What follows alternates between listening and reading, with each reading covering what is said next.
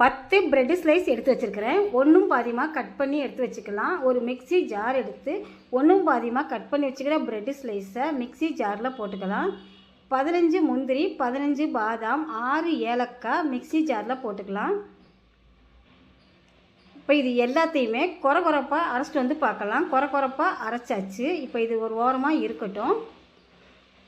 ஒரு கடாய் அடுப்பில் வச்சு 2 ஸ்பூன் நெய் ஊற்றிருக்கிறேன். நெய் சூடாயிடுச்சு. 15 முந்திரி ஒன்றும் பாதியமாக கட் பண்ணிக்கிறேன். இப்போ சூடாக உள்ள நெய்யில் முந்திரியே போட்டுடலாம். முந்திரி நல்லா செவந்து வந்துருச்சு. இப்போ நம்ம கொரப்பாக அரைச்சி வச்ச பிரெட்டு, பாதாம், முந்திரியை இந்த நெய்யில் போட்டு நல்லா வறுத்து எடுத்துக்கலாம். நெய்யிலே பிரெட்டு நல்லா வறுத்தாச்சு. இப்போ காய்ச்சி ஆற வச்சு 1/2 லிட்டர் பால் நம்ம வறுத்த பிரெட்டில் ஊற்றிடலாம். பால்லையே நல்லா பிரெட்டு நல்லா வெந்துருச்சு. 150 கிராம் சர்க்கரை இதை போட்டுடலாம்.